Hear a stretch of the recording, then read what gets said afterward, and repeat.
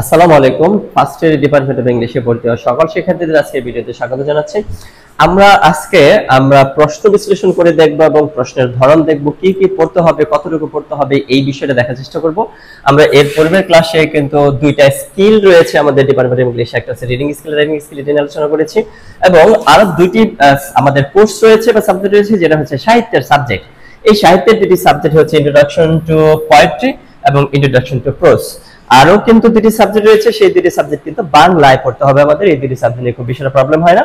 তোমাদের আরেকটি সাবজেক্ট সংযুক্ত হওয়ার সম্ভাবনা রয়েছে, সেটা হচ্ছে আইসিটি। তাহলে আমরা আজকে ইন্ট্রোডাকশন টু প্রোজ এবং ইন্ট্রোডাকশন টু পোয়েট্রি এই দুটি বিষয় জানার জন্য চেষ্টা করব।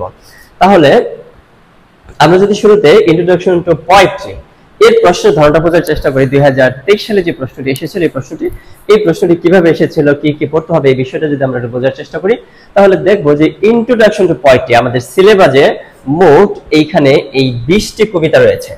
এই 20টি কবিতা যদি আমরা পড়তে পারি, তাহলে সেই ক্ষেত্রে আমাদের এই 20টি কবিতা থেকে কিন্তু 80 নাম্বার, এবং একই সাথে এই 20টি কবিতা থেকে ইংলিশ রিডিং স্কিলে যে পার্ট সিতে তোমরা দেখেছো যে একটা কবিতা থাকে, সেই কবিতাও কিন্তু আমরা অ্যান্সার করতে পারবো। তাহলে আমরা যদি দেখি যে এখানে কি কি কবিতা রয়েছে, William Shakespeare shall complete the summer's day, on his blindness John Milton, John Donne the good morrow, Robert হেরিকের রয়েছে টু ড্যাফোডিল, থমাস ক্রিয়ার রয়েছে elegy written in the country churchyard, William ওয়ার্ডসওয়ার্থের রয়েছে I wander lonely as a cloud, Percy Bysshe শেলির রয়েছে ode to the west wind, John কিটসের রয়েছে অড টু অটাম, টেনিসনের রয়েছে ইউলিসিস। এই যে এরকম 20টি কবিতা কিন্তু আমাদের রয়েছে।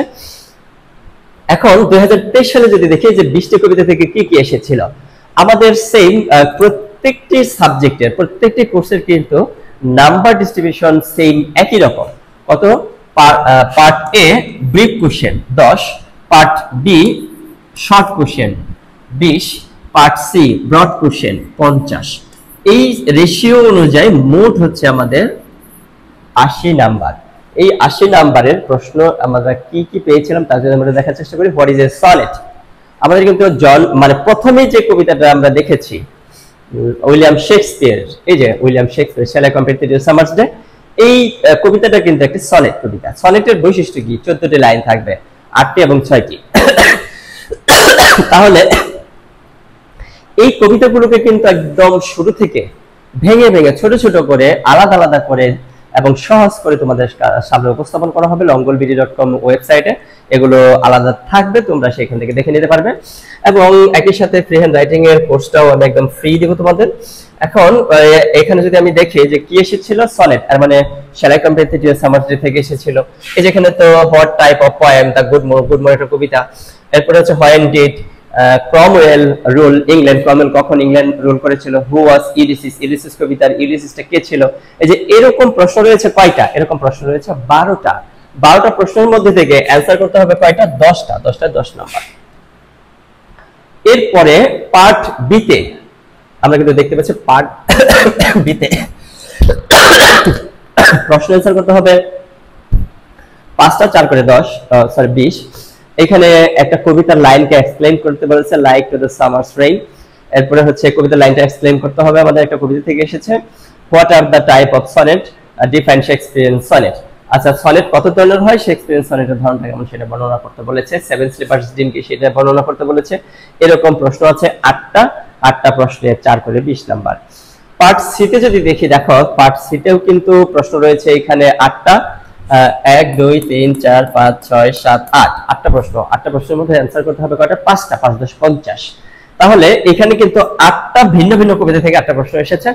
এই কবিতাগুলোর একমাত্র পুরো বছরে যদি তুমি 14-15টা প্রশ্ন মুখস্থ করো, তাহলে কিন্তু সবগুলো কমন করে যাবে।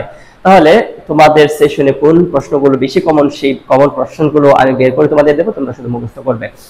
তাহলে এই পুরো কবিতাটাই আমাদের মানে একদম শুরু থেকে শেষ পর্যন্ত বিশ্লেষণ করা থাকবে। আশা করি তোমরা সেখান থেকে নিয়ে পড়ে এবং খুব ভালো রেজাল্ট করতে পারবে। এই সিজিপিএ সিস্টেমে কিন্তু ডিপার্টমেন্ট অফ ইংলিশের স্টুডেন্টরা এখন কিন্তু ফার্স্ট ক্লাস রাখতে পারে। তোমরা যারা ভালোভাবে মানে মনোযোগ দিয়ে পড়বে এবং পড়ার জন্য পড়বে, দক্ষতার জন্য পড়বে, তোমরা অবশ্যই ফার্স্ট ক্লাস পাবে বলে আশা করি। আচ্ছা, এখন আমরা কবিতার যে ইন্ট্রোডাকশন টু পোয়েট্রির যে প্রশ্ন বিশ্লেষণ করলাম, এই প্রশ্ন বিশ্লেষণ থেকে এবং এখানে কয়টা বিষয় তোমাকে পড়তে হবে, এই বিষয়গুলো জেনে আশা করি তুমি উপকৃত হবে এবং তোমার প্রস্তুতিতে সহায়ক হবে।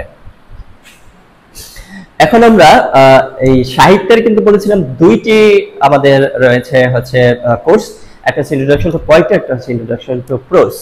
এখন আমরা যদি এইখানে দেখার চেষ্টা করি introduction to prose, fiction and non fiction. তোমরা নিশ্চয়ই সায়েন্স ফিকশন পড়েছ লাইফে কোনো না কোনো দিন। ফিকশন মানে কি? এটা কল্প কাহিনী, যে কাহিনীগুলো আসলে বাস্তব নয়। এই যে এরকম অবাস্তব মানে কল্প কাহিনী নিয়ে হচ্ছে মানে আমাদের এখানে কয়টা রয়েছে? 6টা। আর নন ফিকশন মানে কল্প কাহিনী নয়, এগুলো নিয়ে রয়েছে 6টা। এই 12টা ছোট গল্প পড়তে হবে আমাদের ইন্ট্রোডাকশন টু পোয়েট্রির মধ্যে। প্রত্যেকটি গল্পই আমি একদম শুরু থেকে শেষ পর্যন্ত বিশ্লেষণ করে দেব, পড়িয়ে দেব। এরপরে রয়েছে হচ্ছে একটা নোবেল পড়তে হবে, সাইলেন্স মার্নার। এই নোবেলটা থেকে প্রত্যেক বছর প্রশ্ন আসে। এই নোবেল থেকে তুমি যদি 2টা বা 3টা প্রশ্ন পড়ো, অবশ্যই একটা প্রশ্ন অ্যান্সার করা যায়।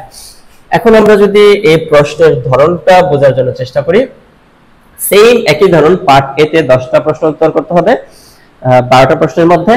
যেমন একটা প্রশ্ন যদি আমরা একটু দেখার চেষ্টা করি যে what does the elephant symbolises in এসে শুটিং এন এলিফ্যান্ট। এখন এইখানে দেখো শুটিং এন এলিফ্যান্ট,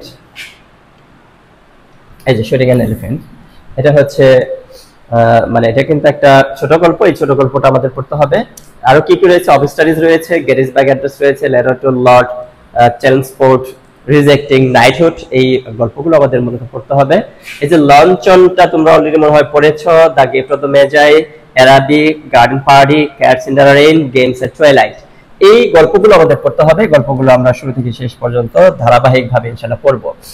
এখন এরপরে যদি আমরা একটু দেখার চেষ্টা করি যে এখানে পার্ট বি, সেম একই রকম 8টি প্রশ্ন থাকবে, ঠিক 12টা এবং একটা নোবেল। এই 13টি বিষয় থেকে 8টি প্রশ্নের মধ্যে 4টি প্রশ্ন উত্তর করতে হবে, 5টি প্রশ্ন উত্তর করতে হবে। এরপরে পার্ট সি, পার্ট সি তে কিন্তু প্রত্যেকটি প্রশ্নের মান হচ্ছে 10 করে। 8টি প্রশ্নের মধ্যে 5টি প্রশ্ন উত্তর করতে হবে। দেখো ভিন্ন ভিন্ন 5টি বিষয় থেকে কিন্তু এখানে এসেছে। যেমন এইখানে হচ্ছে comment on Orwell's attitude to imperialism. এরপর হচ্ছে examine the rule of chance and coincidence in the Silas Marner. Silas Marner যে নোবেলটা ছিল সেখান থেকে কিন্তু এসেছে। দ্য গার্ডেন পার্টি থেকে প্রশ্ন এসেছে। এইখানে দেখো এটা ক্যাটস ইন দ্য রেইন গল্প থেকে এসেছে। এই যে এইরকম, এই যে নেলসন ম্যান্ডেলা থেকে এসেছে, আই হ্যাভ এ ড্রিম থেকে এসেছে, এই যে এরকম ব্যাকনের হচ্ছে অবস্টারিজ থেকে এসেছে, গিফট অফ দ্য মেজাই থেকে এসেছে। তাহলে 12টি ছোট গল্প পড়লে এখান থেকে 8টি প্রশ্ন থেকে 8টি ছোট গল্প থেকে 8টি প্রশ্ন আসবে এবং এখান থেকে আমাদের 5টি উত্তর করতে হবে।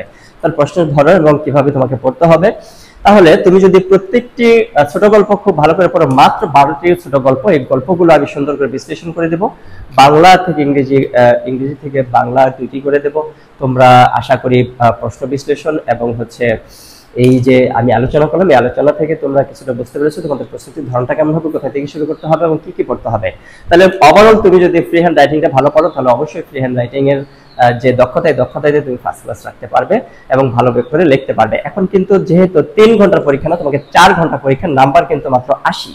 এর পূর্বে কিন্তু তোমরা প্রত্যেকটি পরীক্ষা দিয়েছো 3 ঘন্টা করে 100 নম্বরের জন্য, আর এখন 80 নম্বরের জন্য 4 ঘন্টা। এর মানে তোমাকে কি আগের মতোই লিখতে হবে?